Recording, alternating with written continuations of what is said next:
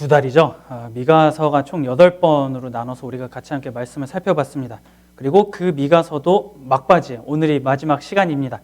두 달간 같이 함께 미가서 말씀 나누느라 여러분 모두 고생하셨습니다. 그러면 하나님께서 마지막으로 그분의 백성들에게 하고 싶어 하셨던 말씀은 무엇이었을까? 무엇을 오늘의 이 말씀 가운데에 하시고 싶어 하셨는지 우리가 좀 같이 함께 보도록 하겠습니다. 우리가 함께 본 것처럼 미가는 먼저 하나님께 나아가서 기도하기 시작합니다. 하나님 앞에 나아가 간구하는 것이죠. 하나님은 우리의 목자이십니다. 그리고 우리는 하나님의 양입니다. 그러하오니 하나님 우리에게 말씀하여 주시고 우리가 조금 더 행복하게 살 수 있는 그 날을 허락하여 주시옵소서라고 미가가 기도하기 시작하는 겁니다. 오늘 말씀 14절입니다. 원하건대 주는 주의 지팡이로 주의 백성 곧 갈멜 속 삼림에 홀로 거주하는 주의 기업의 양떼를 먹이시되 그들을 옛날같이 바산과 길르앗에서 먹이시옵소서. 기억을 다시 한번 좀 돌이켜보면 미가가 5장에서 뭔가 하나 얘기했습니다. 베들레헴 에브라다야 라고 하면서 평강의 통치자가 그 땅 가운데에 나타날 것인데 그 평강의 통치자가 나타나면 엄청난 능력으로 그 백성을 목축할 것이다. 그 양인 백성들에게 쉴만한 곳을 제공해 주실 것이다 라고 얘기한 것을 미가가 5장에서 얘기했었습니다. 그러면 지금 미가는 다시 한번 하나님 앞에 나아가서 간구하는 것이죠. 하나님, 그때 말씀하셨던 그것 이제는 제발 주십시오. 눈을 뜨고 세상을 바라보면 뭐 하나 좋은 게 하나도 없습니다. 그러하오니 우리 백성을 길 잃은 양떼처럼 내버려 두지 마시고 다시 한번 그 길로 인도하여 주시옵소서라고 미가가 기도하고 있는 겁니다. 그러면서 하나의 단서를 다는 것이 오늘 말씀 아까 14절에서 나왔던 뒷부분인 거죠. 옛날같이 바산과 길르앗에서 먹여주십시오 라고 미가가 얘기합니다. 그러면 이제 여기서 우리는 한 가지 난관에 부딪히는 것이죠. 자, 바산과 길르앗이 뭘까요? 우리가 이스라엘 사람이 아니기 때문에 이런 지명이 나오면 도대체 이게 우리하고 무슨 상관이냐라고 하면서 도저히 난 모르겠다가 됩니다. 근데 우리가 조금 생각해 볼 수 있는 건 바산과 길르앗이 어딘지는 모르지만 옛날같이 거기서 먹여달라라고 하는 것을 보았을 때 뭔가 이 바산과 길르앗이라고 하는 장소는 양떼를 먹이기에 양떼를 목축하기에 제법 괜찮은 장소일 수 있다라고 하는 상상까지는 우리가 해볼 수 있습니다. 그리고 실제로 이 지역은 굉장히 비옥한 땅이었다라고 해요. 비옥한 땅이어서 이 지역에서 기르는 가축들은 아주 살이 토실토실 잘 올라가지고 품질이 굉장히 좋았다라고 합니다. 한우 좋아하시나요, 여러분? 한우. 자, 한우로 예를 들어볼게요. 우리가 한우 하면은 앞에 떠오르는 지명 이름이 있습니다.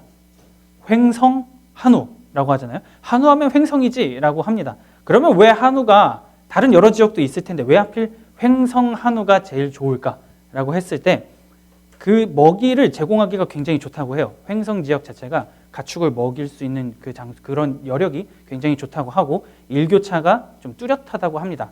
그래서 다른 지역보다 소가 자라나고 먹기에 좀 아주 최적의 환경을 갖고 있는 곳이 횡성이다라고 해요.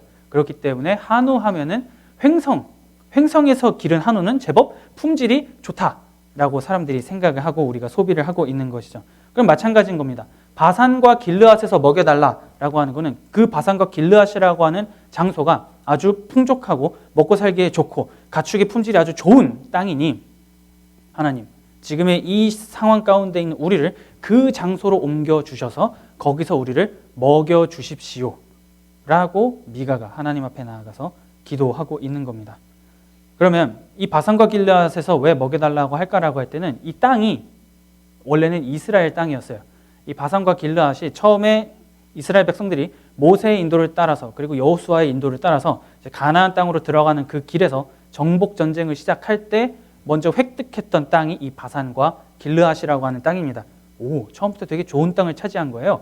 그 다음에 이 다윗과 솔로몬이라고 하는 왕, 굉장히 유명한 왕이죠. 이 왕들의 시대에 확고하게 이스라엘의 영토로 도장을 찍어놨습니다. 그래서 그곳에서 굉장히 많은 산업이 일어나고 사람들이 발전을 하기 시작을 했어요. 그런데 우리가 이 미가서를 쭉 나누면서 이스라엘을, 이 남유다를 굉장히 괴롭히던 위협이 되던 세력이 하나 있었다라고 했습니다. 아수르죠. 이 아수르가 어마무시한 군대로 계속 치고 오면서 북이스라엘을 멸망시키고 남유다까지 땅을 넘보던 와중에 이 땅을 다름 아닌 아수르에게 빼앗깁니다. 이 바산과 길르앗이라고 하는 가축을 아주 잘 먹일 수 있는 땅을 아수르에게 빼앗겨가지고 이제 딱 보면 영영 되찾을 수 없어 보이는 상태가 된 거죠. 약소국인 남유다가 어떻게 저렇게 강한 군사력을 갖추고 있는 아수르의 손에서 바산과 길르앗을 가져갈 수 있겠습니까? 물론 싸워서 한 번 정도는 획득할 수 있겠죠. 그 땅을 다시 가져올 수는 있겠지만 아수르가 가만히 있지 않겠죠. 더 많은 군사를 가지고 유다를 짓밟을 겁니다. 그렇기 때문에 빼앗긴 땅을 가지고 이러지도 저러지도 못하는 상황 가운데 있으니 하나님, 그 땅과 같은 그 땅에서 나서 가축들이 먹으면서 아주 질 좋은 가축으로 되고 토실토실하게 했던 것처럼 오늘의 우리의 삶 가운데에도 그와 같은 바산과 길르앗을 허락하여 주십시오 라고 미가가 하나님 앞에 간청을 하기 시작을 하는 겁니다. 지금의 현재 이 무너진 현실 속에서 하나님께서 회복을 일으켜 주실 것을 내가 믿습니다. 내가 기도하며 나아갑니다. 능력을 보여주십시오 라고 미가는 기도하고 있는 겁니다. 하나님의 통치가, 하나님은 목자고 백성은 양입니다. 이것도 반대로 하면 하나님은 왕이고 백성은 신하, 이런 식으로 성경이 하나님과 그분의 백성의 관계를 그런 식으로 규정을 합니다. 그러면 평강의 통치자라고 하는 그 엄청난 왕이 백성을 목축했던 것처럼 우리도 그렇게 하나님 목축하여 주시고 우리에게 그렇게 말씀해 주심으로 말미암아 우리에게 다시 한번 그 영광을 허락하여 주십시오. 다시 한번 평강이 무엇인지, 평화가 무엇인지, 하나님의 통치가 이 땅 가운데 임할 때 나타나는 것이 무엇인지 알려달라고 미가가 하나님 앞에 나아가서 기도를 하는 겁니다. 기도를 했으니까 하나님의 대답이 있어야겠잖아요. 하나님께서는 이 미가의 기도에 응답을 하십니다. 그러면 우리는 이렇게 생각을 할 수가 있습니다. 그렇지, 백성이 기도하면 하나님은 들으시겠지 라는 식으로 우리가 좀 생각을 하게 돼요. 그런데 우리가 여기서 한 가지 좀 생각해 볼 수 있는 게 무엇이냐면 미가라고 하는 선지자랑 같은 시대에 활동했던 선지자가 한 명 있습니다. 이사야라고 하는 선지자입니다. 구약성경에 이사야서라고 있습니다. 좀 굉장히 내용이 두꺼워요. 근데 그 이사야서 1장 초반부에 하나님께서 이사야 선지자를 통해서 백성의 이 죄악을 쫙 규탄하시면서 뭐라고 말씀을 하시냐면 이렇게 말씀을 하시는 거예요. 나 너희들의 기도 듣기 싫다. 안 들을 거야. 나한테 백날 기도해봤자 그거 아무런 소용없어 라고 하나님께서는 이사야 선지자를 통해서 그렇게 말씀하세요. 그러면서 단서를 붙이는데 너희들의 손에 피가 너무 많기 때문에 너희가 악을 너무나도 많이 저질렀기 때문에 너희들이 하는 기도는 내가 더는 듣지 않을 것이다 라고 하나님께서는 이사야를 통해서 이스라엘 백성들에게 한번 말씀하셨습니다. 단순히 기도뿐만이 아니었어요. 너희들의 예배도 받기 싫다. 내 앞에 나와가지고 막 제물 바치고 나를 찬양한다라고 니네 입술로 막 고백하는데 다 필요 없다. 너희는 그 장소에 나와가지고 나한테 예배 드리는 것 같지. 하지만 너희는 예배당 문 앞에도 들어오지 못한 상태일 뿐이야. 너희는 헛수고하는 거야 라고 하나님께서 이사야 선지자를 통해서 이 유다 백성들을 굉장히 강도 높게 비판을 하십니다. 그러면 미가랑 이사야랑 지금 동시대 사람이거든요. 같은 시대 사람이에요. 그러면 미가가 지금 하나님 앞에 이렇게 백날 기도해도 하나님께서는 충분히 미가한테 이사야에게 했던 말을 그대로 하실 수가 있죠. 아니, 나한테 이런 거 달라고 기도하지 마. 나한테 바산과 길르앗 옛날 그때처럼 목축하여 달라고, 나에게 그 능력을 보여달라고 기도하지 마. 필요 없어. 너희들의 손에는 피가 너무 많거든 이라고 동일하게 말씀하셔도 되는데 놀랍게도 여기서 하나님은 지금 미가의 기도를 들어주신다라고 하는 겁니다. 응답을 해주고 계시는 거예요. 내가 출애굽의 기적을 이 백성 가운데에 다시 한번 보여주겠다라고 하나님께서는 말씀을 하고 계시는 겁니다. 모세와 너희들의 조상들이 경험했던 그 놀라운 기적, 전무후무했던 그 구원의 은혜를 다름 아닌 너희들도 받고 누리게 될 것이라고 하나님께서는 말씀해 주고 계시는 겁니다. 아무것도 가진 것 없었던 그 노예 시절, 그냥 툭하면 죽고 툭하면 노동하러 나가고 삶의 소망과 희망이 아무것도 없었던 그 조상들을 애굽에서부터 나오게 했던, 이집트로부터 나오게 하고 놀라운 기적들을 보여줬던 그 하나님의 능력이 이제 너희들에게도, 너희들 조상뿐만이 아니라 이젠 너희도 그걸 보게 될 것이다 라고 하나님께서는 이 미가에게 응답을 해주고 계시는 겁니다. 그렇기 때문에 우리가 구약 성경을 쭉 보다가 여러분 나중에 쭉 성경을 묵상하시다가 하나님께서 뭔가 말씀을 하신다든지 아니면 이렇게 백성들이 뭔가를 얘기할 때 출애굽의 은혜를, 출애굽의 능력 이런 거를 얘기를 하면 하나님께서 반드시 일하실 것이다. 하나님은 이거를 반드시 실행할 것이다 라고 하는 그 확증적인 의미도 좀 가지고 있습니다. 왜냐하면 그 당시에 조상들이 경험했던 그 놀라운 누가 여호와와 같은가, 누가 참 신인가 라고 하는 능력을 보여준 가장 대표적인 사건이 출애굽입니다. 그렇기 때문에 하나님께서는 나 이거 빈말 아니야, 진짜 할 거거든, 정말로 너희들에게 구원이 무엇인지 너희들의 시대에 내가 보여주겠다라고 하나님은 말씀하고 계시는 겁니다. 죽음으로부터의 구원, 해방, 이런 엄청난 선물을 하나님께서 주시겠다라고 하는 것이죠. 그런데 그거를 이제 역사 속에서 너의 그 상상 가운데서 내가 보여줄 게가 아니고 역사 속에서 일으킬 것이라고 하나님은 말씀하고 계신다라고 하는 것이죠. 그러면 다시 한번 생각을 해보면, 이 미가가 하나님 앞에 나가서 기도를 했습니다. 기도를 듣기 싫다고 하나님이 말씀하셨음에도 불구하고 이사야한테 그렇게 얘기하셨죠. 그런데 응답을 하셨어요. 그러면 얼마나 흥분이 되겠어요. 하나님이 기도했는데 응답해 주셔 라고 하니까 미가가 이제 막 흥분을 하기 시작할 거 아닙니까? 그러니 이제 한 발 더 나아가기 시작하는 겁니다. 하나님, 나는 하나님의 그 통치를 온전하게 받고 싶습니다. 하나님께서 우리에게 말씀하여 주시는 것이 무엇인지 나는 더 알고 싶습니다 라고 미가가 나아가서 기도를 하기 시작을 하는 것이죠. 그러면서 하나님께서는 말씀을 하고 계시는 겁니다. 내가 이 모든 악을 정말 다 정리해 줄 거야 라고 미가에게 약속을 해 주시는 겁니다. 출애굽을 하게 되려면 애굽에서 떠나와야 되고 애굽의 군대를 물리쳐야 하는 조건이 붙습니다. 지금 하나님께서는 너희들을 지금 괴롭히고 있는 그 악, 그게 아수르가 되었건 다른 이방 민족이 되었건 뭐든 상관없다. 그 악을 내가 한 번에 정리해 줄게. 내가 출애굽의 능력이 무엇인지 다시 한번 보여줄게 라고 하나님께서는 말씀해 주고 계시는 것이죠. 그런데 이 말을 딱 들었을 때 물론 감사할 수도 있겠지만 조금 삑딱선을 타면 그걸 내가 어떻게 믿습니까? 라고 말하기에도 충분합니다. 왜냐하면 하나님이라고 하는 분을 믿고 있어요. 이스라엘 백성이. 그 당시에 고대 사회에서는 국가 간의 전쟁이 신들의 전쟁이고 거기서 승리하는 신이 훨씬 더 힘이 강한 신이다 라고 사람들이 이해를 했습니다. 그런데 아수르에 의해서 북왕국 이스라엘이 이미 멸망한 상태입니다. 똑같은 하나님을 믿고 있었단 말이에요. 그런데 북쪽이 멸망을 했어요. 그리고 남쪽은 점점 영토를 막 아수르에 의해서 빼앗깁니다. 그러면 무슨 생각이 들겠습니까? 우리가 믿고 있는 하나님의 능력이 뭔가 아수르보다 약한가? 우리가 정말 능력이 있는 게 맞는가? 우리가 믿고 있는 하나님이 정말로 능력이 있으신 분이 맞는가라고 하는 생각을 백성들이 하겠죠. 백성들은 그렇게 생각할 수밖에 없는 겁니다. 그런 상황 가운데에서 하나님이 정말 할 수 있을까? 그래봐야 우리는 여전히 약소국이고, 그러면 우리가 약소국이면 우리가 믿고 있는 하나님은 그냥 약소국의 신일 뿐인데, 그러면 그 하나님이 정말로 우리에게 모든 대적을 물리칠 수 있는 그 능력을 주신다라고 하는 게 맞아? 라고 하는 의심을 해볼 수가 있는 상태가 되는 겁니다. 그렇기 때문에 하나님께서는 그거 정말 아니고 내가 한 가지 얘기해 줄게 라고 하면서 이렇게 말씀하시죠. 17절입니다. 그들이 뱀처럼 티끌을 핥으며 땅에 기는 벌레처럼 떨며 그 좁은 구멍에서 나와서 두려워하며 우리 하나님 여호와께로 돌아와서 주로 말미암아 두려워하리이다. 하나님께서 딱 하나 키워드를 주시는 겁니다. 뱀이라고 하는 키워드를 주시면서 나 이거 정말 할 거야. 정말 이렇게 될 거야. 나 약속은 그게 아니야.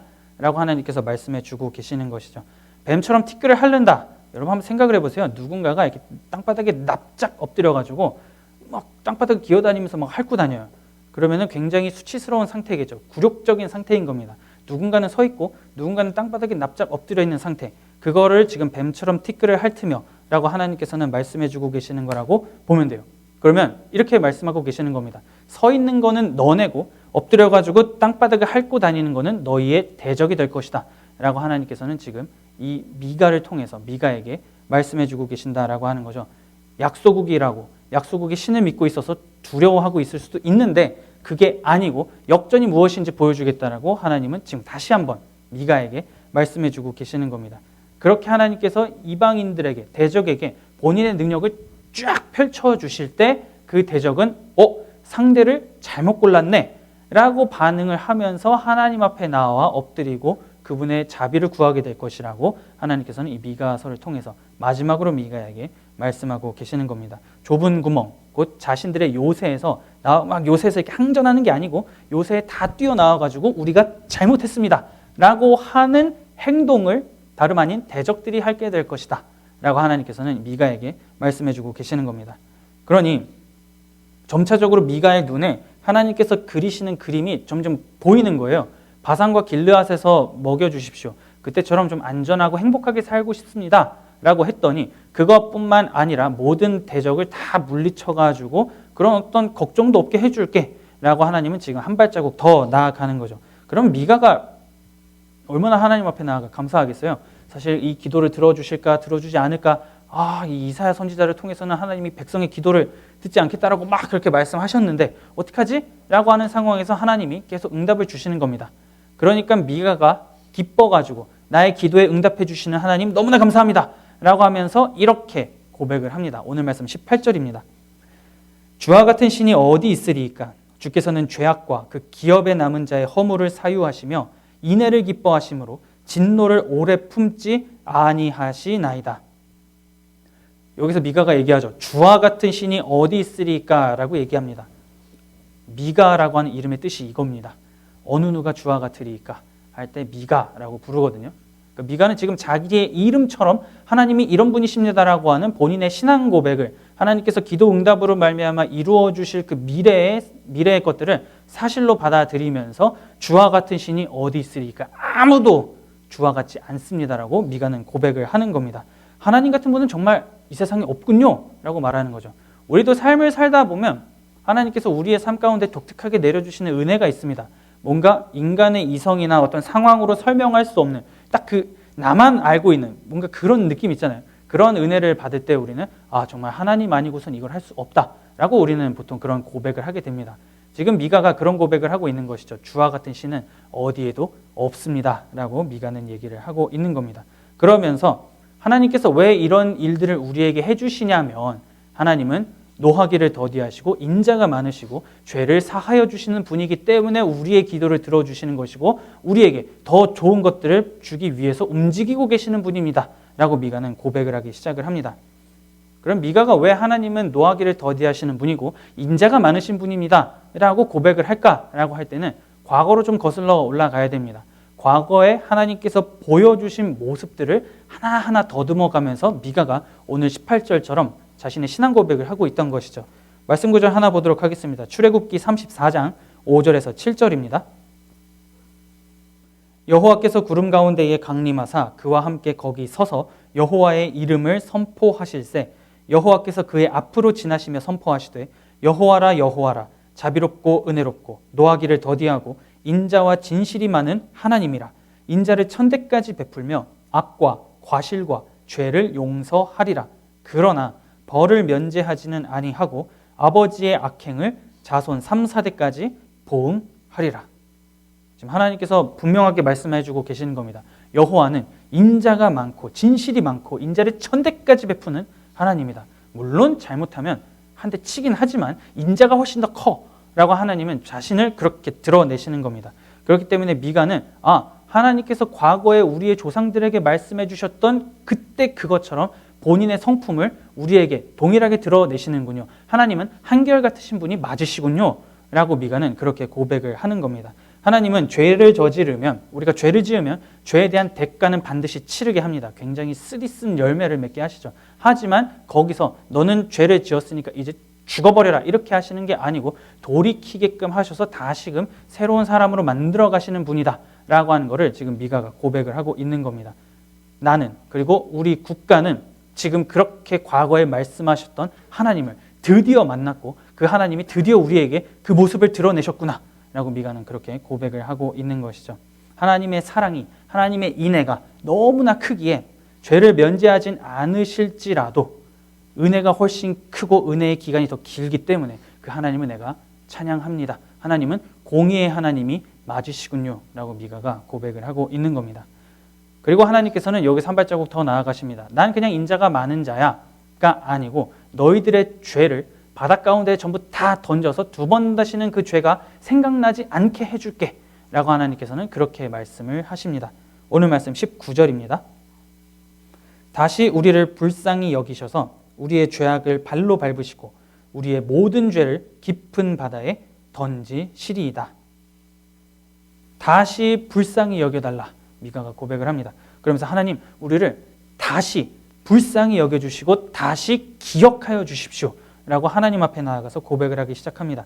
그러면서 이렇게 얘기하는 거죠. 우리를 불쌍히 여기셔서 우리의 죄악을 발로 밟아 주십시오 라고 얘기를 합니다. 발로 막 뭔가를 밟으면 어떻게 돼요? 막 망가지잖아요. 형체도 알아볼 수 없게끔 망가지는 경우도 있습니다.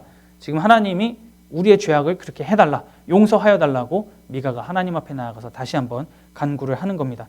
그런데 여기서 구약에서는 구약 시대를 살아가는 사람들의 이 세계관, 생각 속에는 죄가 청산되는 것, 지금 죄악을 발로 밟는다라고 하는 거잖아요. 죄가 청산될 때는 그날이 곧 종말이라고 하는 걸로 사람들은 인식을 했습니다. 그 최후의 날에, 그 끝날에 우리의 모든 죄를 용서하여 주시고 그 모든 죄를 바다 가운데 다 던져주심으로 말미암아 우리가 다시 한번 하나님 앞에 나아가고 우리가 다시 한번 주의 자녀로 예배드릴 수 있고 찬양할 수 있게 하여 주십시오. 그렇게 해주신다고 하는 걸 내가 믿겠습니다라고 미가가 하나님 앞에 나아가서 고백을 하고 있는 겁니다. 지금 이렇게 미가가 이제 막 18절부터 고백을 이렇게 한다라고 하는 거는 지금 하나님이 내가 출애굽의 구원을 너희 조상들에게 보여줬던 것처럼 너희에게도 보여줄 거야 라고 했던 그 하나님의 응답을 지금 자기 가슴에 받아들이고 이거 확실하게 이루어질 거야 라고 하는 믿음이 있었기 때문에 미가가 지금 이런 스텝을 밟으면서 하나님께 나아가 고백을 하고 있다라고 하는 것을 우리가 지금 보게 되는 겁니다. 어떻게 보면 하나님의 응답에 대한 자신의 신앙 고백을 미가가 계속해서 하나님 앞에 나아가서 하고 있다라고 하는 것이죠. 사람이 여러분들이 이제 신앙생활을 한 그 연차나 횟수에 따라서 출애굽이라고 하는 사건을 알고 계시는 분도 있을 수 있고 모르고 있다라고 하는 분도 있을 수 있습니다. 그래서 지금 하나님께서 내가 너희에게 출애굽의 구원을 주겠다라고 할 때는 하나님께서 이 애굽, 이집트라고 하는 곳에 보여주셨던 10가지 재앙과 그리고 백성을 홍해바다를 가름으로써 구원해 주신 그 사건이 이 안에 다 들어갑니다. 그런데 지금 하나님께서 모든 죄를 바다에 다 던져버리겠다라고 하나님께서 말씀을 하실 때 이거는 출애굽의 모티브를 따와가지고 이 미가가 하나님께서 우리에게 이렇게 해주실 것이군요 라고 하는 것을 확신하고 있는 그러한 장면, 그러한 고백이라고 우리가 볼 수가 있습니다. 바닷가에 놀러 가가지고 여러분들이 무언가를 떨어뜨려서 잊어버린 적이 있으신지는 모르겠습니다만 상식적으로 우리가 바다 한가운데다가 뭘 던지면 물건을 찾을 수 있다라고 생각하지 않죠. 절대로 못 찾을 것이다 라고 우리는 생각을 합니다. 그러면 죄가 바다 가운데 던져져요. 막 죄가 꼬라락 하면서 바다 가운데로 가라앉습니다. 그러면 찾을 수가 없겠죠. 처음에는 물건을 바다에 빠뜨렸을 때 형체가 보이잖아요. 근데 점점 이 물건이 바다 안으로 들어가다 보면 보이지 않습니다. 어디로 가는지 알 수가 없어요. 지금 그 죄가 그렇게 될 거다라고 하는 겁니다. 더는 기억이 나지 않고 더는 어디에 있었는지도 알 수 없게끔 만들겠다라고 하나님께서는 지금 미가에게 말씀하신 것이고 미가가 그거를 받아서 하나님 앞에 나아가 고백을 하고 있는 장면을 우리가 보게 되는 겁니다. 출애굽 당시에 어떤 일이 있었냐면요. 하나님께서 모세를 통해서 바다를 막 가르셨어요. 홍해를 쫙 갈랐을 때 마른 땅을 이스라엘 백성들이 척척척척 하면서 걸어갔습니다. 구원을 누리고 있는 거죠. 불가능한 일이 지금 벌어지고 있는 겁니다. 굉장히 행복했을 거예요. 우와! 마른 땅을 건너가! 막 하는데 자, 이 기쁨도 잠시고 뒤에 뭐가 쫓아오고 있었냐면 애굽 군대가 쫓아오고 있었습니다. 이집트의 군사들이 창과 칼로 무장을 한 다음에 이스라엘 백성들을 다시 잡아가지고 노예로 끌고 가려고 막 왔는데 딱 보니까 바다가 갈라지고 걸어가고 있는 게 보이는 거예요. 그러면 뭐라고 생각하겠습니까? 저거 쫓아가야겠다 라고 생각을 할 거 아니에요. 그래가지고 이집트 군대가 이스라엘 백성들을 잡으려고 이 마른 땅, 홍해가 갈라진 그 사이를 막 들어가가지고 백성을 추격을 합니다. 구원이라고 하는 거를 누리고 있는 상황에서도 여전히 위험과 위기가 있는 장면이 출애굽 가운데 나타나고 있는 겁니다. 그런데 이 다음에 무엇이 있냐면 백성들이 다 건너가니까요. 하나님이 반으로 갈라졌던 바다를 다시 하나로 합치십니다. 그런데 아직 애굽 군대는 그 누구도 마른 땅을 육지 밖으로 나가지 못했거든요. 그래서 쫓아오던 모든 군대는 홍해가 다시 하나로 합쳐짐으로 말미암아 전부 다 수장이 됩니다. 다 죽어버려요. 그러면 그 홍해를 건너갔던 이스라엘 백성들은 이제 한시름 놓겠죠. 아, 더는 애굽 군대가 우리를 쫓아올 수 없겠구나. 이제 끝났다. 더는 그 걱정과 두려움과 공포 없이 우리는 우리의 여정을 갈 수 있다라고 그들은 생각을 했을 겁니다. 지금 하나님께서 미가에게 말씀하신 출애굽 모티브를 가지고 미가가 우리의 죄악을 깊은 바다에 던지시는 분이십니다 라고 할 때는 그 이미지가 여기에 들어가 있다라고 우리가 이해를 하면 됩니다. 무엇이냐면 우리가 하나님의 자녀로 살아가요. 하나님께서 우리 앞에 놀라운 출애굽을 보여주셔가지고 우리가 하나님의 자녀로 살아갈 수 있게끔 모든 장애물을 쫙 갈라주셔가지고 우리가 막 마른 땅을 밟으면서 하나님의 자녀로 살아갑니다. 그러면 그때는 되게 행복해요. 하나님의 은혜가 이거고 하나님이 우리에게 이것을 말씀해 주셨으니까 이게 답인 것 같아 라고 하는 순간 뒤를 딱 돌아보니까 우리를 다시 그 안에서 끌어내려고 하는 어떤 악, 죄책감, 자존감 이런 어려운 상황들이 우리를 막 무섭게 쫓아옵니다. 그러면 그때는 우리가 굉장히 마음이 힘들죠. 저렇게 나한테 다가와가지고 나를 잡으면 나는 다시금 죄에 빠지게 될 것이고 나는 다시금 엄청난 그 큰 죄책감을 가지게 될 거고 나는 역시 이걸 못하니까 내 자존감은 땅바닥에 떨어질 거야 라고 하는 생각을 우리가 갖게 될 겁니다. 그런데 그렇게 우리를 붙잡기 위한 허물이 마구잡이로 무섭게 쫓아올지라도 하나님께서는 그 출애굽과 동일한 걸 말씀을 하는 겁니다. 너네는 안전하게 건너갈 거고 너희들의 뒤를 추격하던 모든 죄악, 죄책감, 자존감 모든 것들은 전부 다 홍해 바다가 하나로 합쳐짐으로 말미암아 수장될 거다. 더는 너희를 괴롭히는 것들, 너희의 모든 상황을 어렵게 하는 그 모든 것들은 그게 무엇이건 어떤 유형이건 상관없이 전부 다 바다 가운데 빠져서 더는 찾지도 못할 거고 찾고 싶지도 않게 될 거다라고 하나님께서는 미가에게 말씀하신 것이고 미가는 지금 그 의미를 깨닫고 하나님 앞에 나아가 고백을 하고 있는 장면을 우리가 보게 되는 겁니다. 그러면 우리도 마찬가지인 거죠. 우리가 하나님의 은혜를 받아가지고 이 땅을 살아갈 때 우리는 늘 이 생각을 해야 됩니다. 구원의 여정을 갈 때는 그게 튼튼하고 완전한 길은 아닙니다.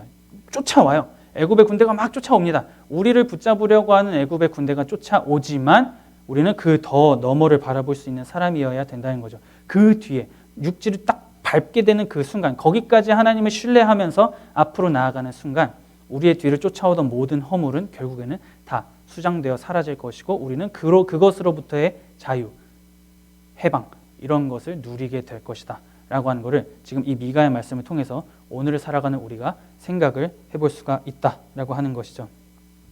그렇기 때문에 미가는 간구하는 겁니다.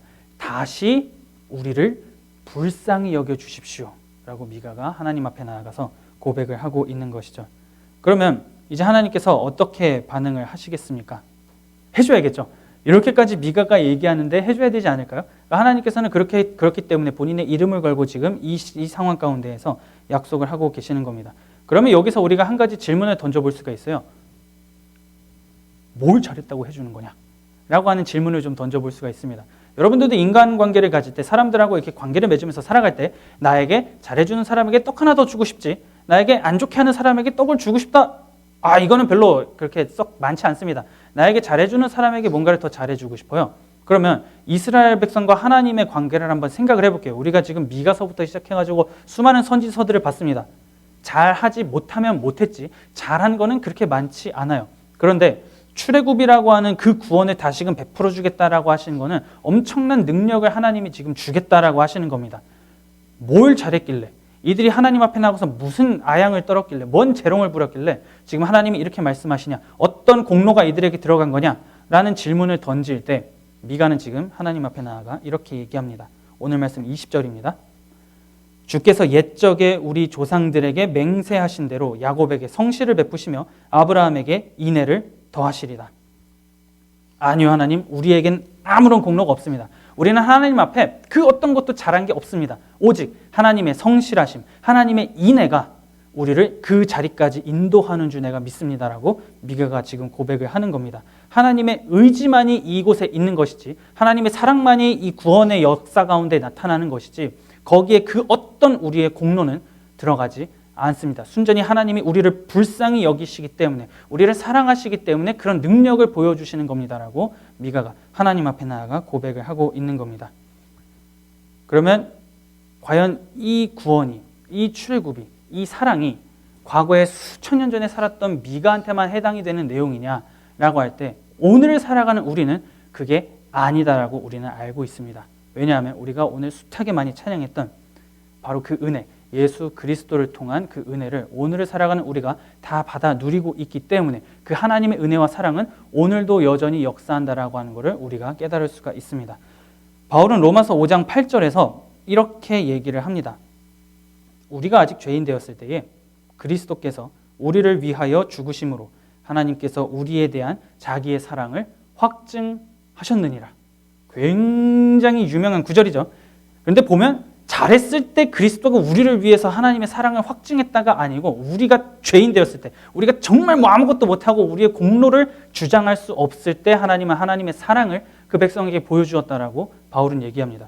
오늘 미가서의 본문하고 동일하죠. 아무것도 잘한 게 없습니다. 맨날 하나님 앞에 등 돌리고 하나님 욕하고 막 다른 거 찾고 우상 숭배하고, 그러는데도 하나님은 출애굽의 구원을 보여주시겠다, 죄인 되었을 때에도 사랑을 보여주시겠다라고 했던 그 하나님의 능력, 하나님의 성품이 예수 그리스도를 통해서 동일하게 지금 비춰지고 있다라고 하는 것을 오늘을 살아가는 우리가 볼 수 있는 겁니다. 그렇기 때문에 과거의 미가 시대를 살아가던 백성이 누렸던 그 구원은 오늘 우리에게도 동일하게 있는 것이고, 오늘 우리도 그 구원을 받아 누리며 살아가고 있다라고 하는 것이죠. 그렇기 때문에 오늘 1차적인 이 본문은 유다 백성이 바벨론이나 아수르의 군대로부터의 해방을 의미하겠지만, 좀 더 깊이 들어가면 예수 그리스도를 통한 오고 오는 모든 세대를 향한 하나님의 사랑이자 구원이고, 이걸 더 한 걸음 더 멀리 나아가면 최후 심판 가운데에서 구원받을 하나님의 백성을 건져내시겠다라고 하는 그 하나님의 성품과 사랑이 오늘 이 미가 마지막 장 가운데에 나타나게 되는 겁니다. 그렇기 때문에 백성의 죄는 예수 그리스도의 사역 앞에, 예수 그리스도의 능력 앞에 전부 다 청산이 됐습니다. 뱀이 티끌을 핥게 된다, 뱀의 머리를 부셔버리겠다라고 약속하신 하나님께서 그 키워드 뱀과 티끌이라고 하는 걸 주면서 내가 반드시 너희를 구원할 거야 라고 말씀하셨던 그 하나님이 시간과 시대를 쭉 거쳐가지고 예수 그리스도를 통해서 그것이 무엇인지, 그 약속이 무엇인지 분명하게 보여주셨고, 이제 우리는 그거를 알고 있습니다. 그렇기 때문에 우리는 담대하게 하나님 앞에 나아갈 수가 있는 거고, 너무나도 담대하게 그분을 아버지라고 부를 수 있는 것이고, 내가 니네 예배 받기 싫어라고 이사야에게 얘기했던 하나님이지만 우리는 담대하게 하나님 앞에 나아가서 예배하고 찬양하고 예수 그리스도의 이름을 힘입어서 기도할 수 있는 겁니다. 왜냐하면 우리에겐 공로가 없지만 예수 그리스도의 그 모든 사역을 통해서 하나님이 우리를 그렇게 봐주겠다라고 하셨기 때문에 우리가 오늘 이 자리 가운데 나올 수 있는 것이고, 우리가 입을 열어서 하나님을 찬양할 수 있다라고 하는 겁니다. 그렇기 때문에 모든 세대에게 베풀 하나님의 구원은 우리에게 지금 동일하게 작용하고 있다라고 하는 것이죠. 그렇기 때문에 우리 또한 미가처럼 고백을 할 수 있는 겁니다. 주와 같은 신이 어디 있습니까? 아무것도 없습니다. 우리를 유혹하고 우리를 빠뜨리고 우리를 죄 가운데 빠뜨릴 것들이 너무나 많이 있지만 그 모든 것들은 하나님보다 뛰어나지 않습니다. 주와 같은 것들은 아무것도 그 어느 세상에도 없습니다라고 하는 고백을 이제는 우리가 할 수 있는 것이죠. 그렇기 때문에 나는 자유합니다. 나는 더 이상 정죄함이 없습니다. 나는 예수 그리스도 안에서 그 구원이 무엇인지, 그 평안이 무엇인지, 바산과 길르앗에서 먹고 살아가는 것이 무엇인지 나는 이제는 압니다라고 하는 그 확신의 고백이 우리의 입술 가운데에서, 우리의 마음의 고백 가운데에서 이제는 우리가 할 수 있어야 한다라고 하는 것이죠. 그러니 여러분, 미가서를 쭉 살펴보면서 삶을 살아가는 것이, 예수를 믿으면서 살아간다는 것이, 하나님의 백성으로 살아간다라고 하는 것이 너무나 힘들다라고 하는 것을 우리는 그 상황들을 비교하면서 찾아가 보았습니다. 그런데 오늘 이 미가 마지막 장에서 하나님께서는 분명하게 말씀하십니다. 그 말씀을 지키며 살아가고 하나님의 그 손 안에서 떠나지 않는 그 자에게, 남은 자에게 구원이 무엇인지 분명하게 보여주고 베풀어주고 일으키겠다고 하나님께서는 말씀을 하십니다. 그러니 예수 그리스도의 죽음과 부활로 얻은 우리의 이 구원, 우리의 하루, 우리의 일상을 그냥 허투루 살아가는 것이 아니라 무엇인지, 그 예수 그리스도의 부활로 말미암아 내가 얻는 유익이 무엇인지, 그 부활로 말미암아 내가 하나님 앞에 나아가 예배를 드리는 이익이 무엇인지, 뜻이 무엇인지 이제는 좀 알려주십시오 라고 우리는 당당하게 하나님 앞에 나아가서 기도하고 요구할 수 있는 겁니다. 그리고 그렇게 우리의 인생을 하나님 앞에 드리고 바르게 살아갈 때, 우리가 말씀이 요구하는 삶을 살아갈 때 다른 이들이 우리의 모습을 보면서 당신이 믿는 하나님과도 같은 분이 없군요 라고 하는 말을 하게 되겠죠. 많은 이들이 그렇게 화답할 때 이 땅에는, 이 땅 가운데 하나님의 나라는 점점 더 건실하게 커져 나갈 겁니다. 미가 시대처럼 완전히 썩어가지고 부서지는 하나님의 나라가 아니고 튼튼하게 세워져가는 하나님의 나라가 이 땅 가운데 임하게 될 겁니다. 마지막으로 성경 구절 하나 읽고 마무리하도록 하겠습니다. 지난주와 동일하게 같이 한번 읽고 마무리를 할 건데요. 로마서 8장 38절에서 39절입니다. 같이 읽도록 하겠습니다. 시작. 내가 확신하노니 사망이나 생명이나 천사들이나 권세자들이나 현재일이나 장래일이나 능력이나 높음이나 깊음이나 다른 어떤 피조물이라도 우리를 우리 주 그리스도 예수 안에 있는 하나님의 사랑에서 끊을 수 없으리라. 미가서 마지막 본문과 바울이 얘기한 거는 동일합니다. 우리는 이 사랑을, 이 은혜를 누리며 살아가는 자들입니다. 하나님의 사랑이 우리의 죄를 깊은 바다에 수장시켰고 우리를 따라오는 그 모든 것들을 전부 다 없애주셨습니다. 미가가 경험한 그 하나님의 은혜를 이제는 우리가 이 땅을 살아가면서 고백하고 이제는 우리가 이 땅 가운데에서 그 하나님의 나라를 구현해가면서 살아가기를 힘쓰며 나아가며 주와 같은 신은 그 어디에도 없기에 나는 오늘도 하나님을 붙잡으며 나아갑니다 라고 하는 이 고백이 우리의 삶 가운데에서 아름답게 퍼져나아갈 수 있는 그러한 인생길이 될 수 있는 저와 여러분들이 될 수 있기를 마음 다해 축복합니다.